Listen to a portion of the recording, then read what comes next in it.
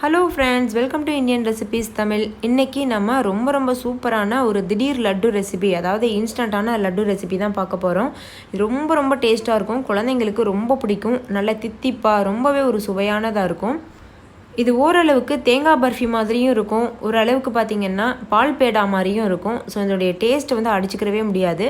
அதே நேரத்தில் இது செய்கிறது ரொம்ப சுலபம். இந்த ரெசிபி செய்கிறதுக்கு ஃபஸ்ட்டு ஒரு கடாயை ஹீட் பண்ணிக்கோங்க. அதில் 1 ஸ்பூன் அளவுக்கு நெய் சேர்த்துட்டு அந்த நெய் வந்து சூடாகட்டும். நெய் சூடானதுக்கப்புறமா அதில் 1 கைப்பிடி அளவு முந்திரி பருப்பு சேர்த்து நல்லா வறுத்துக்கோங்க. முந்திரி பருப்பு நல்லா வறுந்ததும் அது கூடவே 3 கப் அளவுக்கு தேங்காய் துருவல் சேர்த்துக்கோங்க. நீங்கள் ஃப்ரெஷ்ஷான தேங்காய் துருவல் சேர்க்கலாம். அது மட்டும் இல்லாமல் நீங்கள் வந்து கடையில் விற்கிற ரெடிமேடு தேங்காய் துருவலும் சேர்க்கலாம். சேர்த்துட்டு நல்லா அந்த மாதிரி வதக்கிக்கோங்க. ஒரு 1 நிமிஷத்துக்கு வதக்குங்க போதும். 1 நிமிஷத்துக்கு அப்புறமா 1 கப் அளவுக்கு சீனி சேர்த்துக்கோங்க. அதையும் நல்லா வதக்கிக்கோங்க. 3 கப்புக்கு 1 கப் சீனி. அடுத்தது ஒரு அரை கப் அளவுக்கு பால் சேர்த்துக்கோங்க.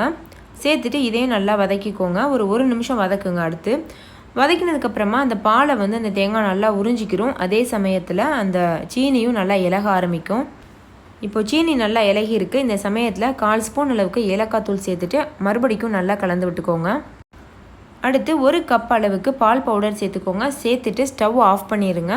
ஆஃப் பண்ணதுக்கப்புறமா நல்லா கலந்து விட்டுக்கோங்க. நீங்கள் ஸ்டவ் ஆஃப் பண்ணிவிட்டு கலக்கும் போதே அது வந்து நல்லா கெட்டியாயிரும். அதுக்கப்புறமா நீங்கள் வந்து நல்லா ஆற வச்சுக்கோங்க. நல்லா கலந்ததுக்கப்புறமா நல்லா ஆற வச்சுருங்க.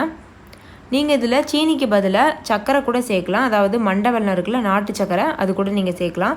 சேர்த்திங்கன்னா ரொம்பவே ஹெல்த்தியான ரெசிபி இது. இப்போ பாருங்கள், நல்லா ஆறிடுச்சு. கை பொறுக்கிற சூட்டுக்கு ஆறி இருக்குது. இந்த சமயத்தில் கையில் கொஞ்சம் போல் நெய் தடவிக்கோங்க. தடவிட்டு அதுக்கப்புறமா சின்ன உருண்டைகளாக உருட்ட ஆரம்பிங்க. அவ்வளோதான் ஃப்ரெண்ட்ஸ், நம்மளோட லட்டு வந்து ரெடி ஆயிடுச்சு. நீங்கள் இப்படியே கூட சாப்பிட்லாம். கொஞ்சம் டெக்கரேட் பண்ணணும்னு நினச்சிங்கன்னா தேங்காய் துருவல் மேலே வச்சுட்டு இந்த மாதிரி லைட்டாக பரட்டி விட்டுக்கோங்க. பார்க்குறதுக்கே பேக்கரி ஸ்டைலில் இருக்குல்ல. இந்த மாதிரி நீங்கள் கொடுத்தீங்கன்னா நீங்கள் கடையில் தான் வாங்கியிருக்கீங்கன்னு நினச்சி குழந்தைங்க வந்து ரொம்ப விரும்பி சாப்பிடுவாங்க. இது நம்ம வீட்டில் தான் செஞ்சோன்னு சொன்னால் யாருமே நம்ப மாட்டாங்க. அந்தளவுக்கு ஒரு பேக்கரி ஸ்டைலில் இருக்கும். ஸோ கண்டிப்பாக ட்ரை பண்ணி பாருங்கள். ட்ரை பண்ணி பார்த்துட்டு உங்களோட எக்ஸ்பீரியன்ஸ் எப்படி இருந்ததுன்னு கமெண்ட்டில் என் கூட ஷேர் பண்ண மறந்துடாதீங்க. இந்த வீடியோ உங்கள் எல்லாருக்கும் ரொம்ப பிடிச்சிருக்கும்னு நம்புகிறேன். பிடிச்சிருந்தால் லைக் பண்ணுங்கள். உங்கள் ஃப்ரெண்ட்ஸ் கூட நிறைய ஷேர் பண்ணுங்கள். ஸோ அவங்களும் பார்த்து பயன்பெறட்டும். இன்னொரு சூப்பரான ரெசிபியோடு நான் உங்களை சந்திக்கிறேன். அதுக்கு முன்னாடி நம்ம சேனலை சப்ஸ்கிரைப் செய்யாத நண்பர்கள் சப்ஸ்கிரைப் செய்துக்கோங்க. தேங்க்யூ. பாய்.